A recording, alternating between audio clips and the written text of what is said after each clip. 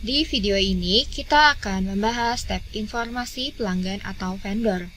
Pertama, kolom kode pelanggan atau vendor. Anda dapat memasukkan nomor random atau menggunakan nomor yang diberikan oleh program. Atau jika Anda memiliki format kode yang dibuat perusahaan Anda dapat menggunakannya dan mengatur pembuatan kode otomatis.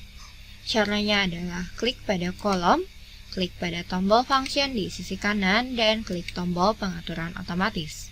Di jendela yang tampil, Anda dapat mengatur variabel penomoran dengan cara mengarahkan kursor ke variabel yang ada, lalu klik tambahkan. Kemudian pilih variabel yang diinginkan, terapkan, dan klik simpan. Kolom kode pelanggan atau vendor ini juga berkaitan dengan bagian wujud pajak. Defaultnya adalah kode pelanggan atau vendor. Dan Anda bisa lihat kode yang kita input pada kolom kode pelanggan atau vendor secara otomatis disalin pada kolom wujud pajak. Karena account umumnya menyarankan untuk memasukkan kode sesuai dengan lisensi bisnis perusahaan tersebut.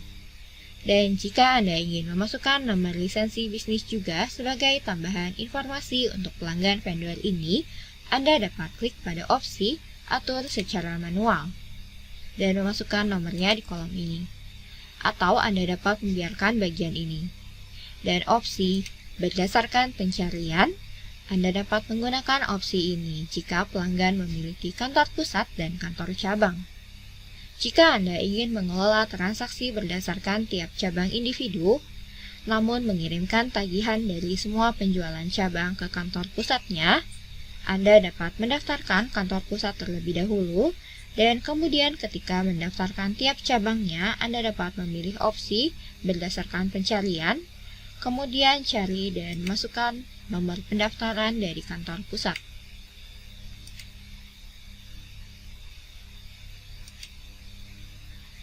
Berikutnya, kolom subkode adalah kolom khusus untuk kode perusahaan Korea, jadi Anda dapat melewatkannya saja. Kemudian kolom email dan handphone, Anda dapat memasukkan hanya satu alamat email dan nomor handphone utama. Atau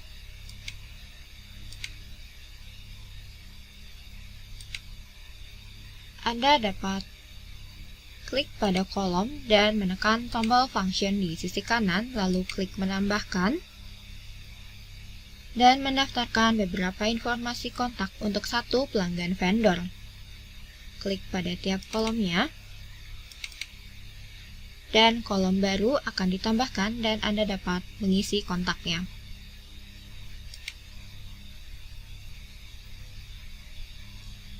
Berikutnya, kolom alamat 1. Masukkan alamat dari pelanggan vendor. Dan di kolom alamat 2, Anda dapat menggunakannya dengan menghubungkan ke menu lainnya. Anda dapat mengisinya dengan alamat yang sama, atau jika pelanggan atau vendor tersebut memiliki alamat yang berbeda, Anda dapat menambahkannya di sini.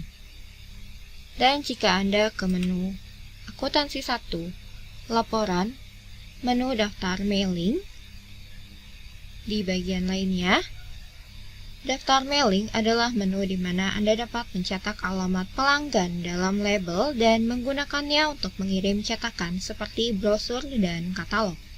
Jika Anda ke menu tersebut dan cari untuk tiap pelanggan,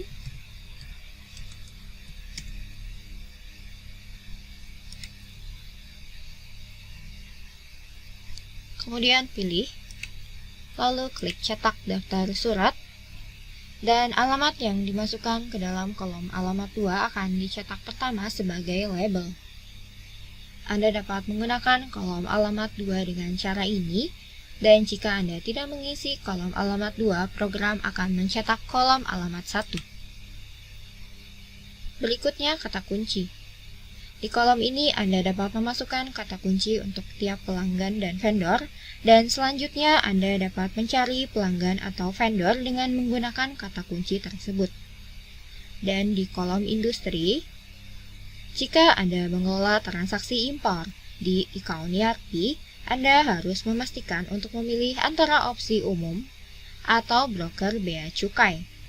Ketika mendaftarkan broker bea cukai dari forwarder sebagai pelanggan vendor, pilih opsi bea cukai untuk memproses biaya di menu impor pada modul akuntansi 2. Berikutnya kolom mata uang asing. Jika Anda melakukan transaksi perdagangan dalam mata uang asing, Anda dapat mengatur jenis mata uang asing yang digunakan tiap pelanggan dan vendor. Sebagai contoh, saya telah mengatur 3 buah mata uang asing. Untuk mendaftarkan jenis mata uang asing, Anda dapat menggunakan tombol tambahkan dan daftarkan kode mata uang asing baru. Untuk lebih jelasnya mengenai cara mendaftarkan mata uang asing, Anda dapat merujuk ke video mata uang asing. Kembali ke jendela pendaftaran, Anda dapat memilih mata uang yang telah didaftarkan. Berikutnya, kolom file. Anda dapat melampirkan file untuk tiap pelanggan vendor. Contohnya, Anda dapat melampirkan gambar dari tiap lisensi bisnis atau NPWP pelanggan vendor dengan cara klik tombol file, klik tombol baru, klik tambahkan dan pilih apakah akan mengunggah dari isi drive atau dari file di komputer Anda. Kemudian simpan.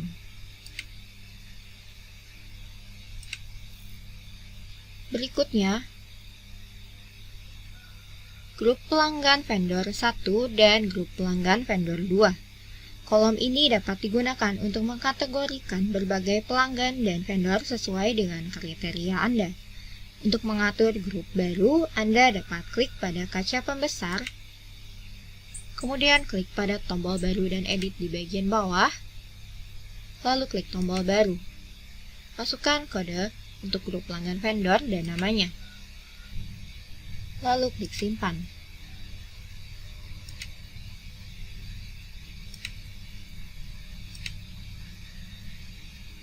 Dan Anda dapat menggunakan grup yang telah Anda buat untuk tiap pelanggan vendor ketika nantinya melihat dan mencari data. Berikutnya, kolom situs web. Jika pelanggan vendor memiliki alamat situs masing-masing, masukkan alamat situsnya. Dan di kolom keterangan, Anda dapat menulis catatan untuk pelanggan vendor. Dan berikutnya, kolom pengelolaan pesanan kiriman. Kolom ini berkaitan dengan menu stok 1, penjualan, pesanan pengiriman. Jika pelanggan atau vendor selalu membutuhkan untuk membuat pesanan pengiriman, pilih gunakan. Dan kemudian jika Anda memasukkan penjualan baru dengan menggunakan kode pelanggan ini dan simpan, pesanan pengiriman akan secara otomatis dibuat. Berikutnya, jenis transaksi penjualan dan jenis transaksi pembelian. Ketika Anda memasukkan transaksi di modul stok penjualan atau pembelian, transaksi defaultnya akan diatur sebagai kena pajak 10%. Dan jika Anda ingin mengatur pelanggan vendor tersebut menjadi transaksi tidak kena pajak, untuk otomatis diterapkan ketika memasukkan penjualan atau pembelian, pilih atur secara manual dan klik pada drop box di sisi kanan dan pilih opsi tidak kena pajak. Juga, jika Anda menggunakan tombol tambahkan atau baru dan edit di sini, Anda dapat membuat jenis transaksi lainnya dan menggunakannya. Terakhir, grup level pelanggan atau vendor. Kolom grup level adalah di mana Anda dapat mengelompokkan untuk grup level mana pelanggan vendor tersebut dikelompokkan. Fitur ini membutuhkan pengaturan awal, jadi tutup dulu jendelanya. Lalu klik tombol grup level di bagian bawah daftar pelanggan atau vendor. Dan di jendela yang tampil, Anda dapat membuat grup level baru. Pertama, klik pada folder root dan klik pada tombol function. Dan atur kode grup dan namanya. Lalu klik buat.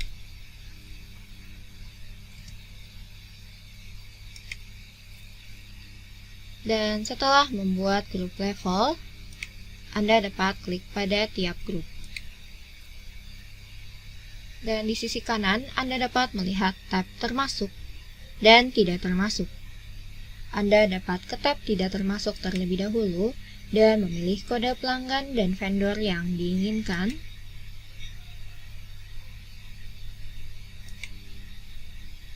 Lalu klik sertakan. Untuk memindahkannya ke tab termasuk. Atau Anda dapat ke pelanggan atau vendor terkait, ke tab informasi pelanggan atau vendor,